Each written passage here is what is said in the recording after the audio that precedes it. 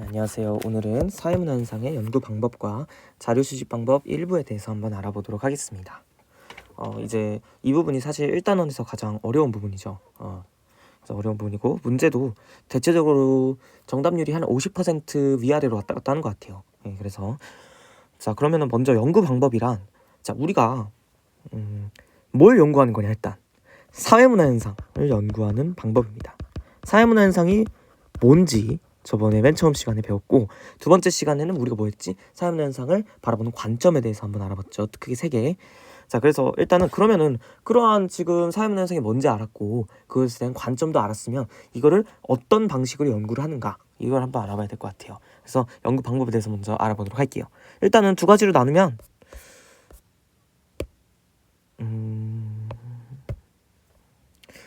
양적 연구가 있고 앙적 연구 같네. 양적 연구가 있고 이게 파란색 같지가 않더라. 근데 내가 보니까 너 파란색 같아. 제가 찾아야겠어. 제 패드에서는 이게 파란색으로 보이는데 다른 폰으로 저기로 보면은 질적 연구가 있습니다. 좀 더 밑에 쓸까?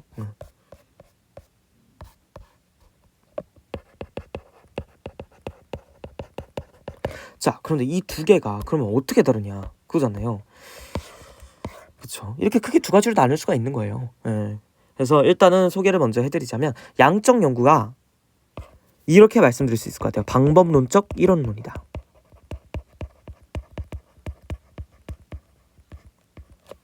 질적 연구는 방법론적 이원론이다.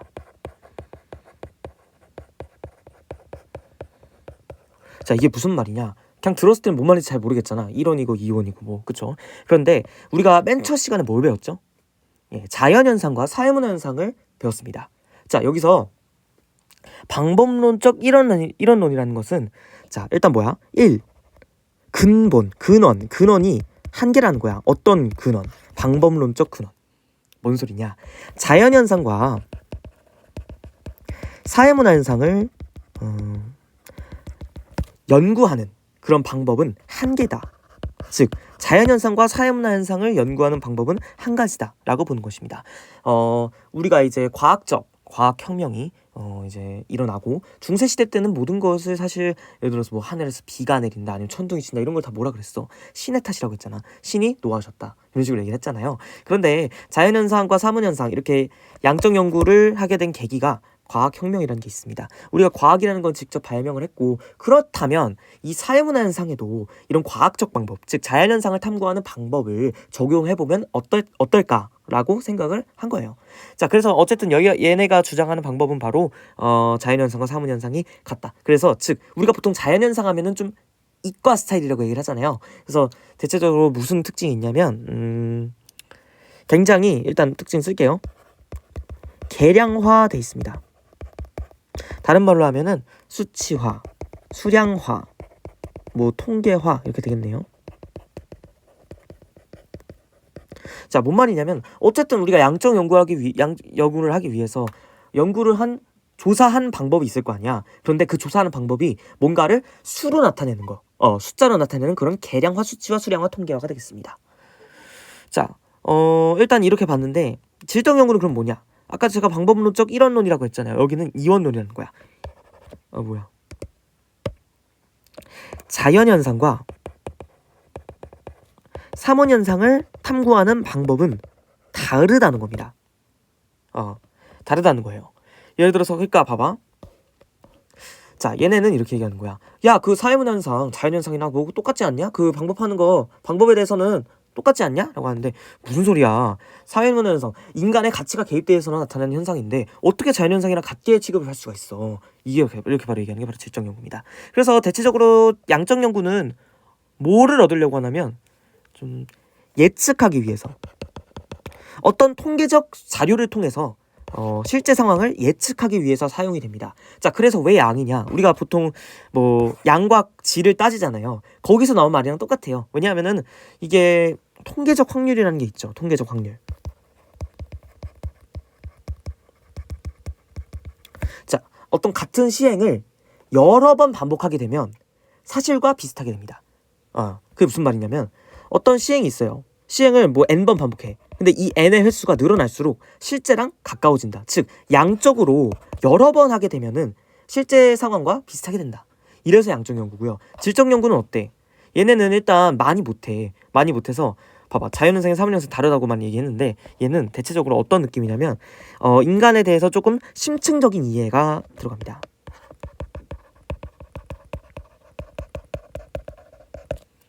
그래서 어떻게 보면은 상황이나 맥락적 이해를 한다는 거죠. 그래서 얘네는 조금 뭔가 어떤 상황이 있으면은 그것을 계량화해서 나타낸다는 거고요. 얘는 심층적으로 안에 있는 상황이나 아니면 맥락적, 그래서 같은 상황이 있더라도 얘는 왜 그랬을까 이렇게 하는 거고, 얘는 그렇게 됐다, 그런 상황이 있었다 라고 얘기를 하는 거죠. 그래서 얘는 질적 연구예요. 왜냐하면은 이런 상황 맥락적 이해를 하기 위해서는 양적인 측면보다는 안으로 파고들어야 돼. 조금 더 깊이 탐구하는 그런 방법이 필요하기 때문에 질적 연구라고 말합니다. 네, 그렇죠. 그래서 어쨌든 지금까지는 양적 연구, 질적 연구가 각각 뭔지 알아봤고요. 그럼 이제 그것에 대한 특징들을 좀 더 많이 알아보도록 하겠습니다. 자, 일단 양적 연구의 특징을 보면은 계량화를 한다는 게 있고요. 두 번째가 바로 이게 양적 연구만에 어떻게 보면 쓰이는 거죠. 개념의 조작적 정의라는 게 있습니다. 자, 이게 무슨 말일까요? 일단 들었을 때는 뭔 말인지 모르겠죠. 뭘 조작한다는 거야? 얘는 어떤 상황이 있잖아요. 그 상황을 측정 가능한 지표로 나타내는 것을 말합니다.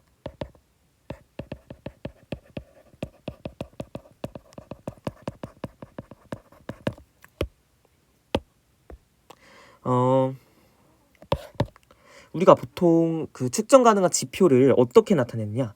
예를 들어서 뭐 B라는 어떤 가수가 있다고 칩시다. 자, B라는 가수를 사람들이 얼마나 좋아하냐? 자, 이렇게 봤을 때 이거를 계량화, 수치화, 통계화 할 수 있을까요? 못하죠. 그래서 이것에 대해서 조작적 정의를 함으로써 측정 가능한 지표로 바꿀 수 있다는 거야. 어떻게 바꿀까? 어떤 기준을 세워서 할 수가 있습니다. 자, 야, 나는 이 B 가수 앨범 7장 있어. 그래? 나는 9장 있어. 내가 더 좋아하는 거지. 그죠? 그래서 앨범 수, 가지고 있는 앨범 수, 아니면은 뭐 언제부터 좋아했냐가 될 수도 있죠. 야, 나는 그거 2014년부터 좋아했어. 그래? 나는 2010년부터 좋아했어. 그러면은 더 오래 좋아하는 사람이 더 많이 좋아하는 게 되는 거죠. 그 다음에 아니면 뭐 1부터 5까지 해가지고, 야, 나는 이 B 가수 5 정도 좋아해. 나는 4 정도 좋아하는데, 이렇게 해가지고 나타낼 수도 있겠죠. 어쨌든 측정 가능한 지표로 나타내는 것이 바로 조작적 정의라고 할 수 있겠습니다. 자, 그러면은 세 번째 뭘까요? 세 번째는 인과 법칙을 발견한다는 겁니다. 자, 인과 법칙이라는 게 뭘까? 봐봐. 법칙은 어때요, 보통? 항상 성립한다. 이런 말이 있죠. 그래서 어떤 원인으로 인해서 결과가 발생한다. 이런 식으로 나타낼 수 있겠죠. 그래서 이렇게 원인으로 인해서 결과가 발생하는 거, 이거를 양적 연구에서는 뭐라 하냐? 독립변인과 종속변인이라고 합니다. 자, 봐봐. 지금 보면은 X로 인해서 Y가 움직인다. 이렇게 되는 거예요. X는 독립변인이라고 부르는 이유도 X가 독립적이잖아. 독립적으로 움직이게 되면은 그 X, 독립적인 변인으로 인해서 종속변인이 움직입니다. 얘가 원인이 되는 겁니다. 그래서 이런 결과가 나타나는 거다. 이게 바로 인과법칙 발견, 즉 얘네는 변인이 되겠습니다. 자, 그리고 또한 양적 연구의 특징 중에 하나는 가설이라는 게 있다는 건데, 이거는 이따가 좀 더 자세히 설명드릴 텐데 일단 가설에 대해서만 적겠습니다. 자, 그리고 네 번째, 연구자와 연구 대상자 간의 분리가 철저합니다. 연구자와 연구 대상자 간의 분리가 철저하다. 그러니까 연구자와 연구 대상자를 이렇게 분리하면 어떤 점이 있을까요? 객관성이 굉장히 올라가게 됩니다. 그래서 예를 들어서 봐봐, 분리되지가 않았어. 그러면은 내가 지금 양적으로 탐구를 하는데 내 가치가 개입될 수가 있잖아. 그쵸? 내 가치가 직접 개입돼서, 사실 여기서는 가치가 절대 개입되면 안 돼. 왜? 자연현상이랑 사문현상이랑 탐구하는 법이 같다고 봤기 때문에 내 가치가 개입돼서는 안 된다는 거야. 그래서 이렇게 되면 객관적이게 되고 사실과 실제 일어난 사건을 사실이라 그러고요, 보통. 그 다음에 내 가치가 들어간 거 감정이라 그러는데 사실과 감정에 대해서 분리할 수가 있다. 그렇죠. 자, 그리고 그러면 우리가 아까 자료 수집 방법 좀 본다 그랬잖아요. 이에 해당하는 자료 수집 방법에는 뭐가 있을까? 하면은 질문집법과 실험법이 있습니다. 이것에 대해서는 조금 더 알려드릴게요. 근데 질문집법은 일단 말 그대로 우리가 보통 여론조사 하듯이 여론조사나 설문지 돌리듯이 어떤 데이터를 기반으로 하는 그게 바로 질문집법이 되겠습니다. 학교에서도 질문집법 이용 많이 하잖아요. 그쵸? 예를 들어서 뭐 학교폭력 실태조사라던가 아니면은 뭐 급식 만족도 조사 이런 거. 그죠? 여기 뭐라 그랬어? 급식을 만족도로 1부터 5까지 포함하면은 포함한데 1부터 5까지 척도 중에서 어느 정도로 만족하는가? 뭐 그러면 1 이렇게 하면은 매우 별로다. 오, 너무 맛있다 이렇게 하는 거잖아. 그렇죠. 그래서 이게 바로 질문집법이 되겠고요. 실험법은 뭘까요? 실험법은 조금 더 이런 쪽에 관련이 돼 있어요. 가설, 인과법칙, 독립변이. 그래서 내가 어떤 가설을 세우고 그것에 대해서 독립변이가 종속변이를 설정하고 개념의 조작적 정의를 해가지고 그것에 대해서 맞는지 아닌지, 그렇죠. 내가 예측한 가설과 실제로 동의했는가, 실제로 동일했는가, 이것을 따져보는 게 바로 실험법이 되겠습니다. 실험법은 그래서 좀 더 인과법칙에 가깝다고 보시면 될 것 같아요. 자, 그래서 이렇게 양적 연구에 대한 특징을 좀 알아봤고요. 질적 연구에 대한 특징도 한번 알아보도록 할게요. 질적 연구는 아까도 말했듯이 굉장히 심층적인 이해가 필요하고요. 좀 상황 맥락적인 이해. 그 다음에 아까 얘는 뭐라 그랬어? 어떤 행위 그 자체. 사회문화 현상이기 때문에 인간의 가치가 개입된 행위에 대해서 연구를 하고 탐구를 하는 거잖아요. 그런데 그 행위 중에서도 행위 그 자체에 왜 이래? 왜 반짝거려? 행위 그 자체에 주목한다는 특징이 있습니다. 그렇죠? 행위 그 자체에 주목을 하고 얘는 행위가 일어나게 된 상황 맥락이나 뭘 본다는 거야? 행위 동기나 목적을 본다는 거야. 자, 예를 들어서 학교폭력 실태 조사를 할 때 양적 연구에서는 뭐라 그럴까? 학교폭력이 일어났다. 자, 일어난 건 한 건 쌓이는 거죠. 그래서 행위 그 자체, 일어났다라는 그 자체에 대해서 주목을 하는 반면에 질적 연구에서는 어떻게 이 사건이 일어나게 됐을까? 이 사건이 일어나게 된 원인이 뭘까? 파고드는 거예요. 그렇죠? 그래서 또 누가 했을까? 그렇죠? 어떤 식으로, 그러니까 어떤 일이 있었길래 이러한 폭력 사태가 일어난 걸까? 라고 하는 게 바로 질적 연구가 되겠습니다. 그래서 이런 거를 좀 중시한다라는 거고요. 두 번째는 정서적 교감과 감정적 이입이 들어간다는 겁니다.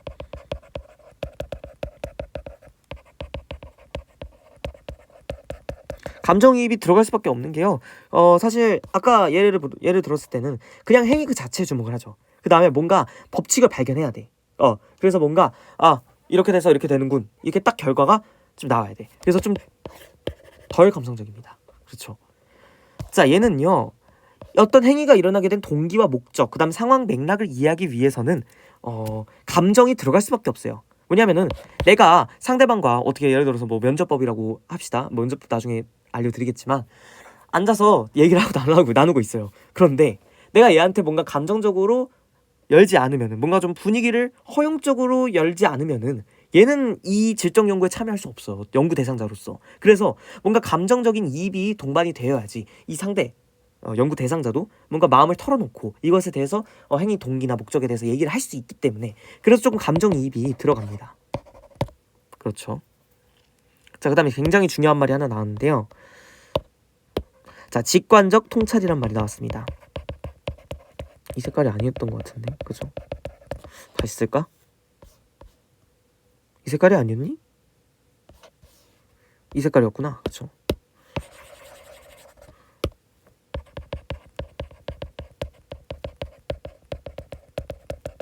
자, 직관적 통찰이라는 걸 썼는데요. 얘는 뭐야? 직관적이라는 게 뭐죠, 우리가? 뭔가 직관으로 딱 떠오르는 게 있다는 거잖아. 그쵸?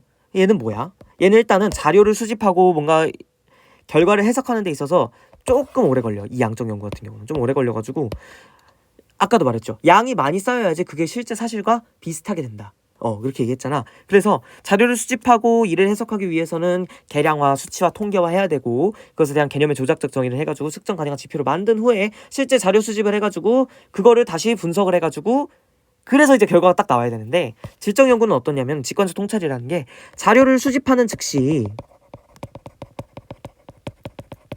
해석을 할 수 있다는 겁니다.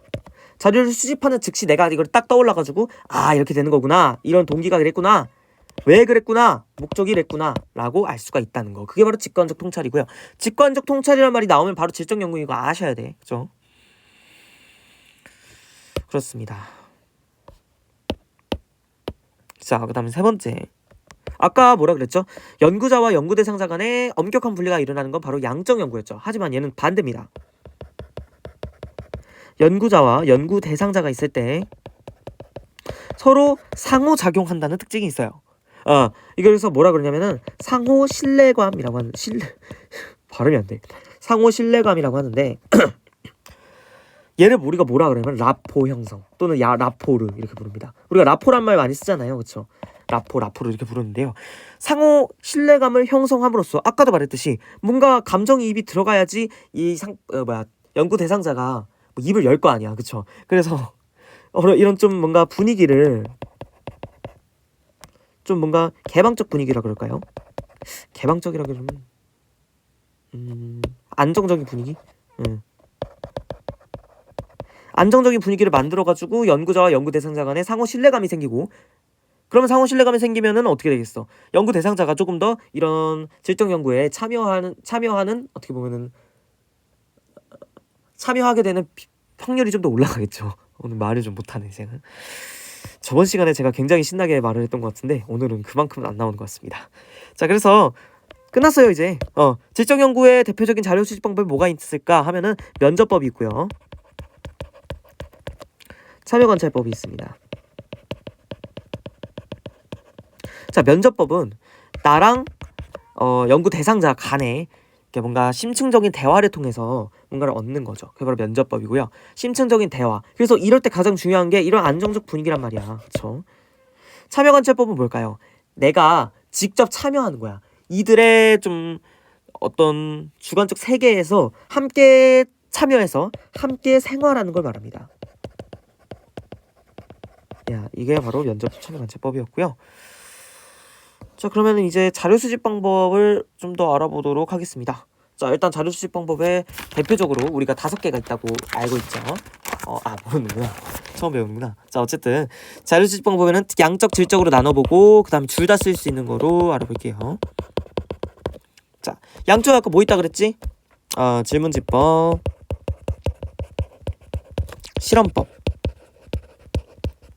그 다음에 면접법, 그 다음에 참여관찰법. 그 다음 얘가 문헌연구법이라고 둘 다 쓸 수 있는 게 있습니다.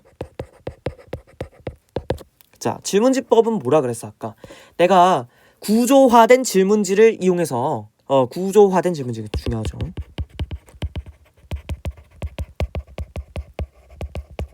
질문지, 어떤 구조화된 문항이 포함된 질문지. 여기서도 예를 들어서 뭐 아까 말했듯이 내가 어느 정도 좋아하는지 척도를 뭐 해가지고 할 수도 있는 거고, 아니면 어떤 다른 기준이 정해져 있어서 그것에 대한 구조화된 문항지, 질문지를 통해서 자료를 수집하는 방법이 바로 질문지법이 되겠고요. 실험법은 아까도 말했듯이 뭐라 그랬어? 굉장히 뭐를 중요시한다 그랬죠? 실험법? 인과 법칙을 중요시해서 인과 법칙, 엄격한 가설과 독립변인. 그래서 어떻게 보면은 실험법이 질문지법보다 좀 더 고강도의 구조화돼 조금 더 양적 연구에 가깝다라고 할 수 있겠습니다. 자, 그러면 질적 연구에는 아까 뭐라 그랬어요? 면접법 있다 그랬죠. 면접법 뭐야? 나와 연구 대상자 간에 어떻게 보면 1대1로 마주쳐가지고 이거에 대해서 좀 더 안정적 분위기에서 좀 더 이제 심층적인 이해를 통해서 상황 맥락적 이해를 하고 정서적인 교감을 통해서 감정이입을 하고 그렇게 되는 거죠. 참여관찰법 아까 뭐라 그랬죠? 내가 연구 대상자의 세계에 같이 참여해가지고 말 그대로 참여해서 관찰하는 건 바로 방법입니다. 말이 안 나오네. 자, 문헌연구법이 뭐냐면 문헌연구법은 아까 나오진 않았는데 문헌연구법은 2차 자료라고 그러죠. 2차 자료 수집용입니다. 그러니까 이미 있던 문헌에 대해서 내가 연구를 하는 거야. 우리가 보통 참고 문헌이라 그러잖아요. 참고 문헌. 뭐 책들 같은 거 읽다 보면 참고 문헌이라고 나와 있잖아요. 내가 이 책을 쓰는데 이런 문헌을 참고했어요 라고 나와 있는 게 바로 참고 문헌이죠. 그래서 바로 그게 문헌연구법이고요. 문헌연구법은 주로 2차 자료 수집용으로 쓰이고 어떤 자료가 있어. 이미 나온 자료가 있는데 이 나온 자료에 대해서 다시 한번 내가 연구를 해보겠다. 이겁니다. 그래서 대체적으로 문헌연구법은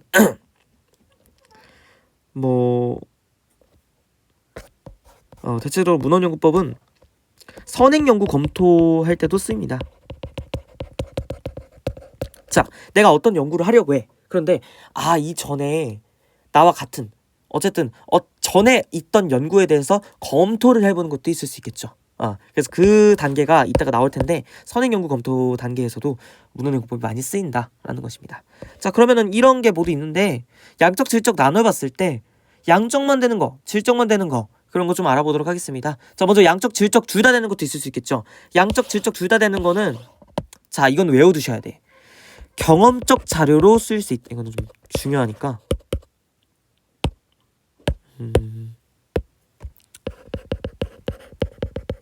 이거는 교집합입니다. 경험적 자료로 쓰일 수 있다. 그쵸? 그 다음에 자료 수집 방법에서 가치 중립이다. 자, 아까 자료 수집 방법에서 양적이든 질적이든 무조건 가치가 들어가서는 안 됩니다. 그렇죠? 그 다음에 이것도 굉장히 중요한데요. 자, 인간의 주관적 세계 아니면 주관적 인식에 대하여 연구 가능. 자, 우리가 양적 연구든 질적 연구든 주관적 인식이라 그러면 뭐야? 내가 지금 가지고 있는 생각 이런 거잖아요. 근데 사실 생각 같은 것도 내가 질문지법으로도 탐구할 수 있는 거고 실험법으로도 탐구할 수 있는 거잖아. 그래서 어쨌든 사회문화 현상을 탐구하는 거다 보니까 주관적 인식에 대해서 연구를 할 수 있는 거겠죠. 봐봐, 얘는 뭐 봐봐, 질문지법 이런 거는 객관적이냐? 객관적 인식이에요? 아니잖아요. 그렇죠. 그래서 양적 연구라고 해서 무조건 주관적 인식이 아닌 것은 아니다. 그 다음에 아까도 말했죠. 양적 연구에만 쓰이는 것은 개념의 조작적 정의, 그 다음에 가설, 인과, 상관관계, 그 다음에 아까도 말했듯이 양적 연구에서는 어떤 행위에 대해서 행위 동기보다는 어떤 행위 그 자체, 왜냐면 통계적 방법을 사용하는 거기 때문에 내가 얼마나 이걸 했느냐 이런 게 더 중요한 거지 행위 동기는 별로 중요하지 않습니다. 양적 연구에서는. 자, 하지만 질적 연구에서는 다르죠. 질적 연구에서는 어때? 아까 말했듯이 직관적 통찰, 심층적 이해, 감정이입, 주관적 생활세계, 그 다음에 행위 동기가 더 중요하다. 뭐보다? 행위 그 자체보다는. 자, 그래서 지금까지 알아봤고요. 이제 그러면은 특수선지가 이거다. 특수선지가 이거였고요. 양적 연구의 절차 한번 알아보도록 하겠습니다. 자, 그럼 양적 연구의 절차 이걸 왜 먼저 아느냐? 양적 연구의 절차가 시험에 뒤지게 많이 나와요. 양적 연구의 절차는 이게 어떻게 보면 일단은 가장 어려운 정도로 많이 나옵니다. 그리고 특히나 내 기억에 5번에 나와. 5번에. 그러니까 1페이지 가장 끝 문제 4번 아니면 5번에 나오는 추세입니다. 그래서 거기서 한번 걸리더라고 애들이. 왜냐면은 이게 독해 능력이 좀 필요해요. 읽다 보면은 뭐 모집단이 어쩌고 표본이 어쩌고 그거부터 시작해가지고 뭐 잠정적 결론을 냈네, 개념의 조작적 정의를 했네, 안 했네, 뭐 표본의 대표성이 어떻네, 계속 이렇게 나오기 때문에 뭐 가설이 수용됐는지 기각됐는지 이런 것도 따져봐야 되고요. 그래서 굉장히 문해력과 독해력이 필요한 그런 문제가 여기서 많이 출제가 돼서 이 절차만큼은 꼼꼼하게 알자. 특히 양적 연구는 그렇게 하겠습니다. 자, 일단은 양적 연구 첫 번째 절차는 뭐가 될까? 연구 주제를 당연히 선정해야겠죠. 자, 그래서 그 다음에 뭐 할까? 이 사이에 뭐 했다? 이 사이에 아까 말했던 선행 연구 검토를 합니다. 자, 이때 뭐 많이 쓰인다 그랬죠? 문헌용구법 많이 쓰인다 했고요. 참 글씨를 참 못 쓴다, 그죠? 제가 늘 영상 모니터링하면서 드는 생각이 난 왜 이렇게 제가 사실 이 패드도 일부러 지금 종이 질감 패드 쓰고 있고 종이 질감 필름 붙여서 쓰고 있고 그런데 이상하게 안 늘어 글씨가. 제가 실제 글씨는 되게 잘 써요. 종이에다 쓰는 거 되게 잘 쓰는데 이상하게 종이 질감 패드를 붙였는데도 불구하고 이 펜슬 문제인지 모르겠는데 잘 안 써지는 것 같아. 자, 그만하고요. 두 번째로가 바로 가설 설정입니다. 자, 가설을 설정하게 되면 얘네 가설을 뭐라 그러냐면은 다른 말로 잠정적 결론이라 그래. 잠정적이라는 게 뭐죠? 아직 정해진 게 아니잖아요. 그죠? 뭔가 예비죠, 예비 느낌으로. 자, 잠정적으로다가 이게 결론이다 라고 얘기를 한 게 바로 가설입니다. 그래서 가설의 특징은 뭐뭐 할까? 이게 아니야. 가설은 뭐뭐 할까가 아니라 뭐뭐다 이렇게 뭔가 평서문이라 그러죠. 형성문으로 쓰입니다. 뭐뭐일까? 의문문으로 쓰이지 않아요.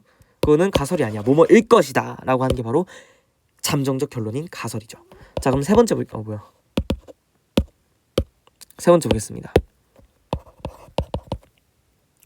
이제 연구를 어떻게 할지 연구를 설계를 해야 되는데, 자, 이때 중요하게 쓰이는 게 뭐라 그랬죠? 내가 아까 측정 가능한 지표로 나타내는 걸 개념의 조작적 정의라고 합니다.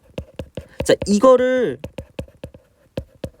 조작적 정의인지 아닌지 헷갈릴 수가 있어. 조작적 정의인지 아닌지 헷갈리는 게 좀 어렵습니다. 그래서 구분하는 게 좀 어려워요. 그래서 이게 어려운 난이도 포인트로 작용하는 부분이고요.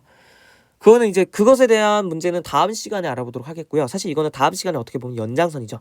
일단 오늘은 양적 질적에 대해서 그다음에 자료 수집 방법 5개에 대해서 조금 구분하는 딱 그 정도까지만 하시면 잘한 겁니다. 그래서 뭔가 좀 어려운 문제들은 다음 시간에 다 다뤄볼 거고, 질적 연구, 양적 연구로 넘어서 어떻게 보면은 연구 윤리까지, 연구 윤리는 잘 안 나오긴 하는데 어쨌든 가치가 개입이 되고 어디서 중립이 되는지 어디서 개입이 되는지는 다음 시간에, 그다음 연구 윤리까지, 그래서 어려운 문제도 다음 시간에 이렇게 하도록 하겠습니다.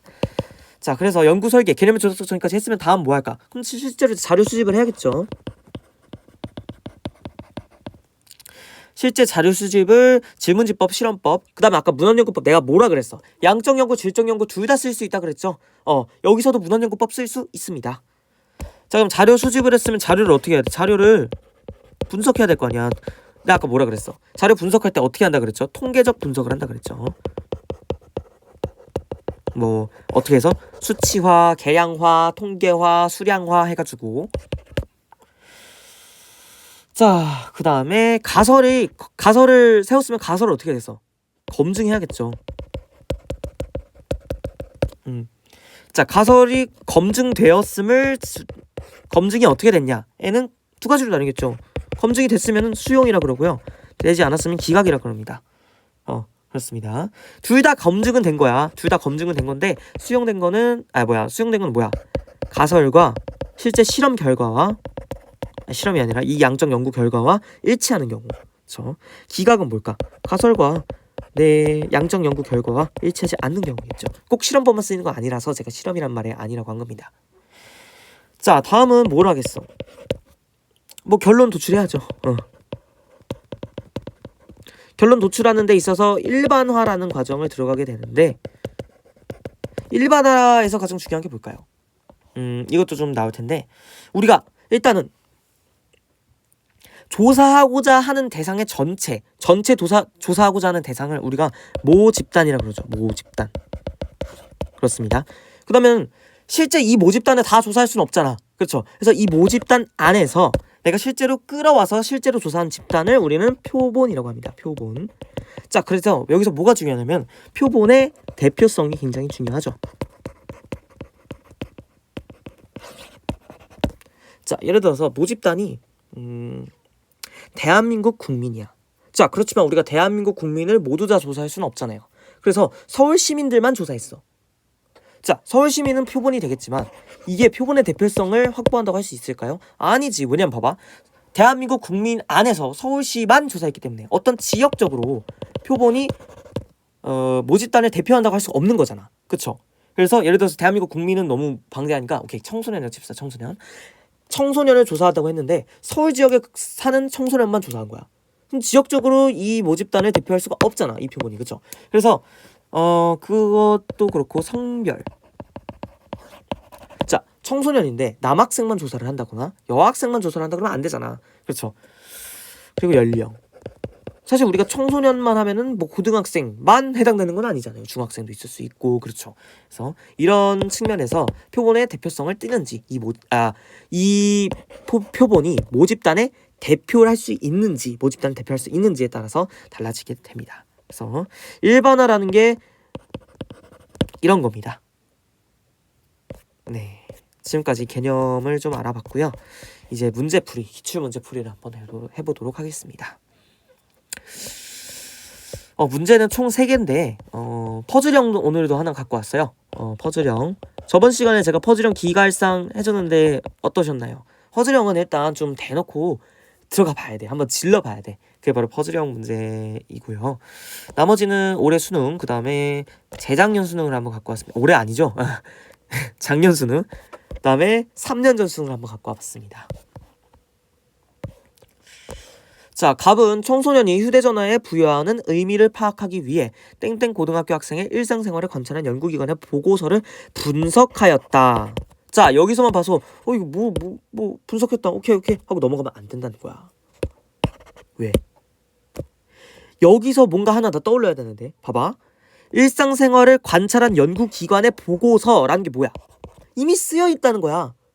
이미 쓰여 있는 보고서라는 거야. 얘는 아까 내가 말했던 2차 자료에 해당합니다.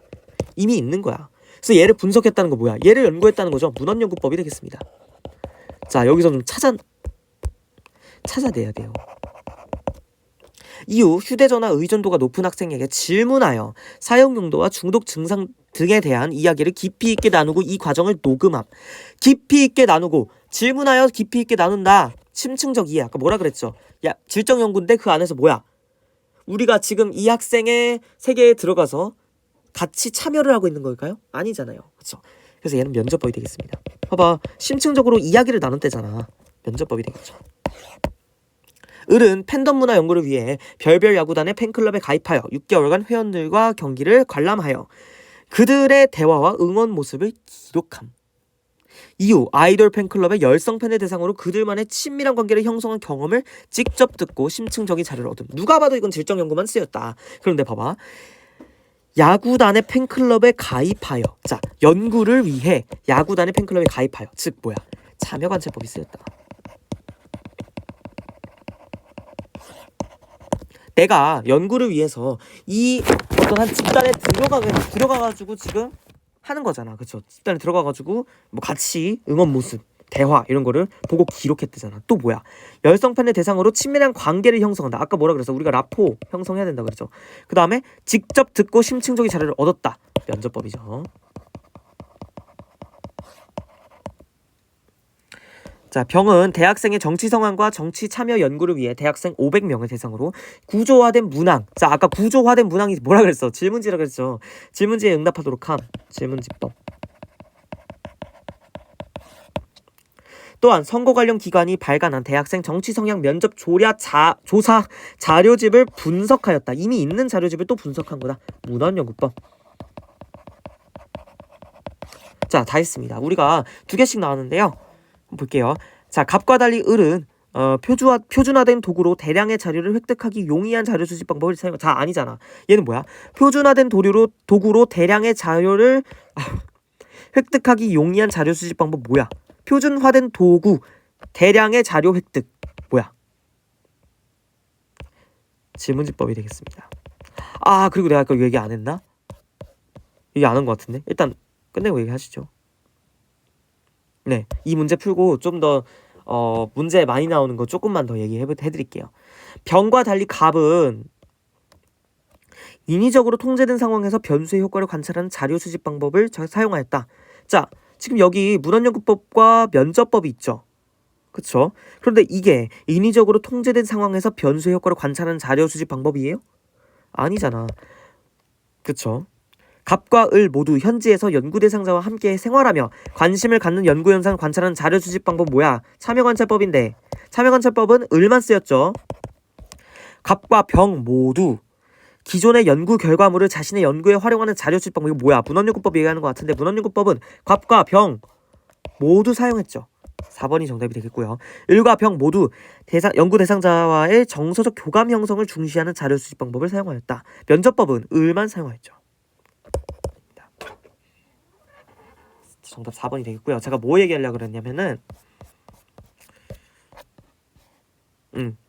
자, 여기서 중요한 거 하나 더 있습니다. 아, 내가 이걸 빼먹었네. 연구 대상자와 언어적 상호작용.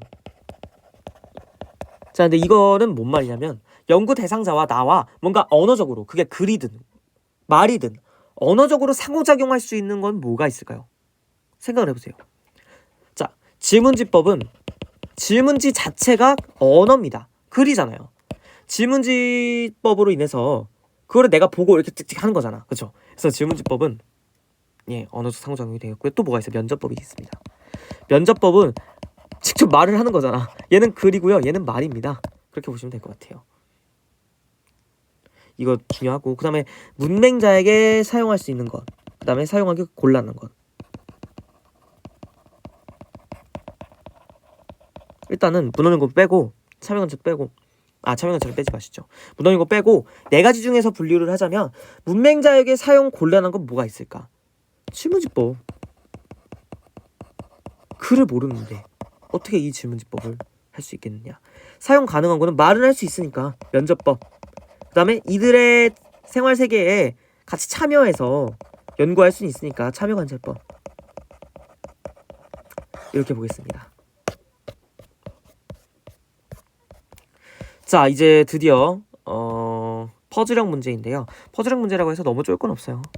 쫄 건 없고, 자, 보겠습니다. 일단은 A, B, C가 질문지법, 실험법, 면접법 중에 하나인 것 같은데요. 일단은 봐봐. 여기서 잘 봐야 돼. 자, 3점이야. 그리고 맨 첫 번째가 A에 대한 것만 물어봤어. 그럼 어떻게 돼? 그러면 일단은 아니라고 해봐. 뭐냐면은 그럼 나머지가 다 맞게 되는 거거든요. 그쵸? 그럼 얘도 뭐 무조건 맞게 되는 거거든. 근데 얘는 1점이야. 그러면 얘는 5였으니까 나머지 다 X여야 되는데 이게 논리적으로 말이 되냐 안 되냐? 안 되죠. 봐봐. 얘는 아니어라 그랬는데 맞는데 얘는 아니어라 그랬는데 틀려. 말이 안 되잖아. 그래서 얘가 X인 거는 안 된다는 증거가 되겠습니다. 자, 그러면은 5 XX 이렇게 되겠습니다. 자, 그럼 얘가 오면은 봐봐. 지금 두 번째 질문과 네 번째 질문에서 응답이 같아요. 자, 그런데 세 번째 질문에서는 응답이 다르다.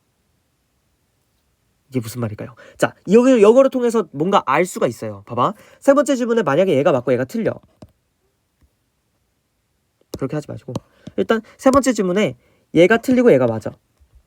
그러면은 얘는 무조건 다 맞게 되는 거잖아. 그쵸? 그럼 얘도 맞아야 되는데 얘도 맞아야 돼. 그러면 얘가 1점이 아니잖아요. 1점이 될 수가 없죠. 그래서 세 번째 질문에서는 무조건 이 값이 맞아야 된다. 왜냐면은 그렇게 되면은 봐봐. 아니요 어차피 다 맞잖아. 그쵸? 맞다고 쳐. 세 번째만 보고 있으니까 5라고 치면 얘는 무조건 X잖아요. 그러면 나머지는 어떻게 되느냐? 아니요 또는 아니요 여기 위에서 다 같은 답이 나와야 되는데 같은 답이 나오더라도 1점이야 얘는. 만약에 55XX가 아니고 XX55더라도 얘는 1점이라고. 왜? 이미 여기서 5X로 갈라졌으니까. 그 다음 여기 3점 1점 다 되죠. 그렇죠. 그래서 여기까지는 알 수 없더라도 지금 현재 세 번째까지 알아냈어요. 그래서 A는 뭐야? 인위적으로 통제된 상황에서의 변수의 효과를 관찰하는 방법입니다. 뭐야 얘가? 인위적으로 통제되고 변수의 효과를 관찰하는 방법. 실험법이죠. A가 실험법은 맞는 말이 되겠고요. 자, 그러면은 봐봐. B에 비해 C는 주로 양적 연구에서 활용하는 자료 수집 방법이다. 일단 실험법 하나 지우시고 질문지법과 면접법 중 양적 연구는 어디서 활용하죠? 질문지법에서 활용합니다. 질문지법이 양적 연구에 활용되죠. 그러면 봐봐. C가 양적 연구라고 했으니까 C가 질문지법 되겠고요. B는 뭐야? 면접법이 되겠습니다. 자, 그렇게 되면 봐봐. 두 번째 질문에 맞는지 아닌지 한번 확인해 볼게요. A에 비해 B는 자료 수집 과정에서 연구자가 유연성이나 융통성을 발휘하기 용이한 방법인가?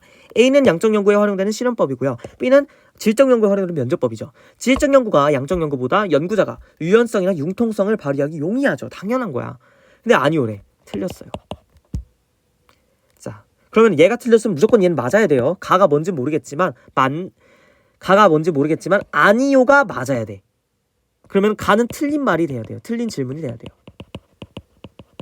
자, 그럼 얘는 2점이래. 자, 2점인데 봐봐. 얘라 그랬어. 그럼 얘죠.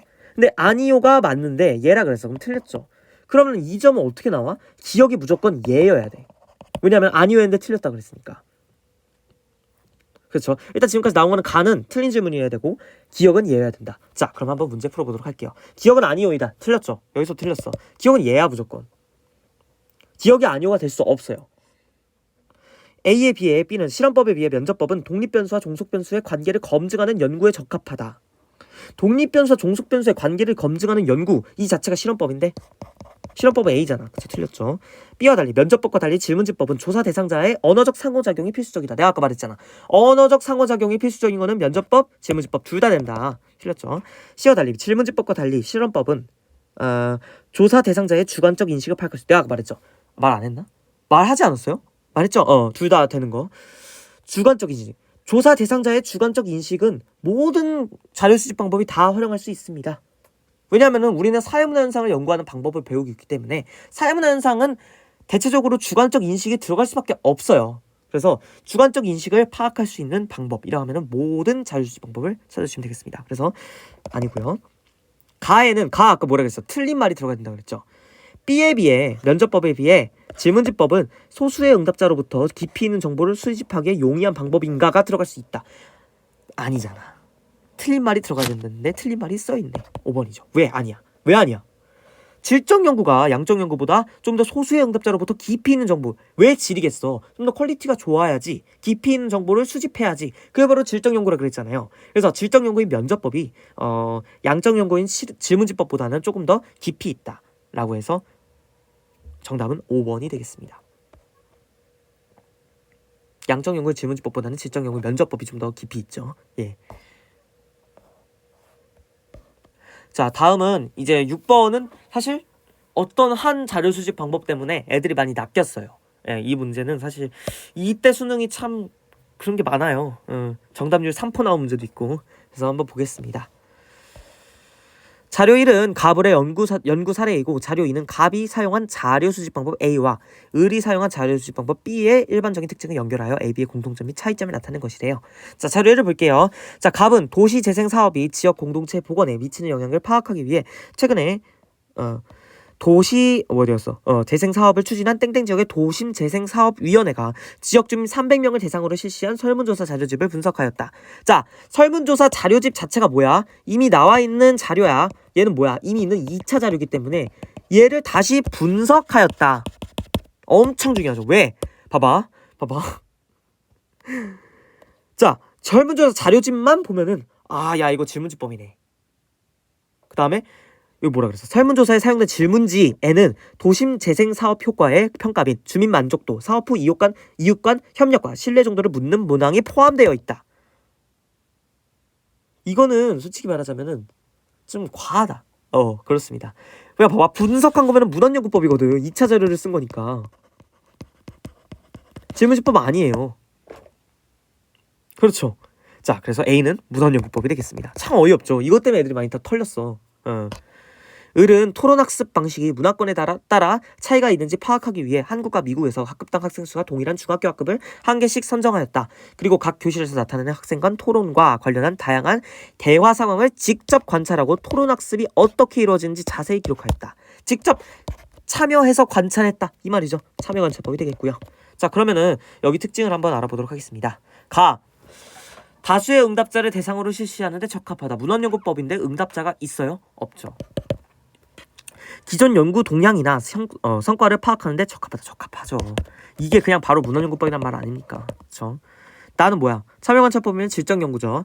인과관계 파악을 위한 법칙 발견은 얘는 양적연구에 대한 얘기니까 틀렸죠. 연구자와 연구 대상자 간 언어적 상호작용이 필수적이다. 자, 이건 뭐야? 면접법과 질문지법 얘기입니다. 인위적으로 통제된 상황에서 변수 효과를 관찰하기 용이하다. 이거는 실험법 얘기죠. 실험법 아니고 참여관찰법이라고 그랬는데 틀렸죠. 정답 2번 되겠습니다. 자, 이래서 오늘은 양적 연구, 질적 연구, 그 다음에 자료 수집 방법 일부까지 알아봤고요.